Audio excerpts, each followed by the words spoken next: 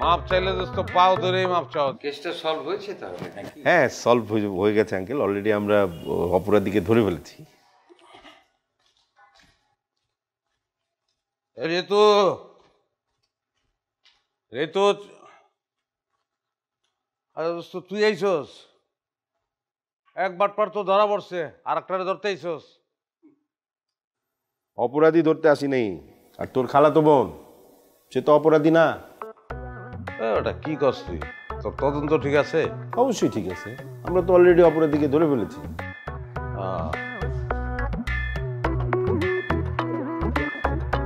আমার বুঝা শেষ। বুঝছি, আব্বাই তোরা সেটিং দিয়ে ফেলাইছে না? কি আবল তাবল কথা বলছিস? হ্যাঁ, সিটিং দিবে কেন? আমরা অলরেডি অপরাধীকে ধরেছি, বললাম তো। তুই কিন্তু কাজটা ঠিক করিস নাই।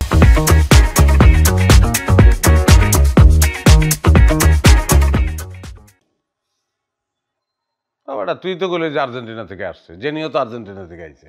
বড় বড় দুটা সুটকেস, আমি মনে করলাম সোনার বিস্কুটে ভর্তি। আরে বাবা, তোর এরকম মেহমানকে অপমান করা ঠিক হয়নি। একদম বাজে কাজ করছিস তুই, এটা একদম ঠিক হয়নি।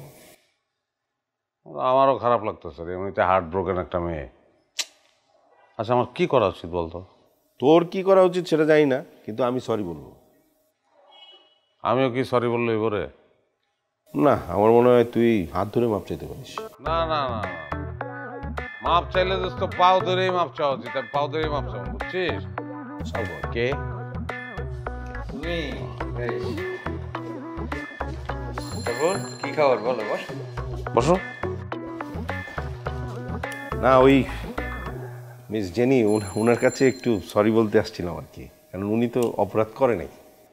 কেসটা সলভ হয়েছে তাহলে নাকি? হ্যাঁ, সলভ হয়ে গেছে আঙ্কেল। অলরেডি আমরা অপরাধীকে ধরে ফেলেছি, তো এর জন্যই আসছিলাম। এই ডেকে দে না একটু জেনিকে। কারে? তোর খালাতো বোনকে। হ্যাঁ অবশ্যই, ডেকে দিতেছি। তো ওয়ান টুর ব্যাপার। Jenny, jenny. আঙ্কেল, আসলে আমাদের প্রফেশনাল এক্সপিরিয়েন্স বলে কি, মানে ধরেন একজন তেলাপোকা মারেনি, সেও 3টা খুন করে ফেলতে পারে। আর সবচেয়ে বড় ব্যাপার হচ্ছে আমাদের সন্দেহের বাইরে কেউ নেই।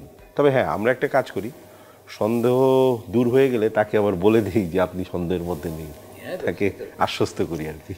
সেটা অবশ্যই, সেটা তো করা উচিত। তারপর এমনি সব। হ্যাঁ আঙ্কেল, ওটা সলভ হয়ে গেছে। আর এমনি অন্যান্য কাজ সবকিছু ভালোভাবে। আঙ্কেল, আপনি তো জানেনই আমাদের চাকরির ব্যাপারটা। ডিবিদের চাকরি তো এই কেস সলভ, আর একটা কেস অলরেডি পাইপ লাইনে চলে আসছে। সবসময় দৌড়ের উপরে থাকতে হয়।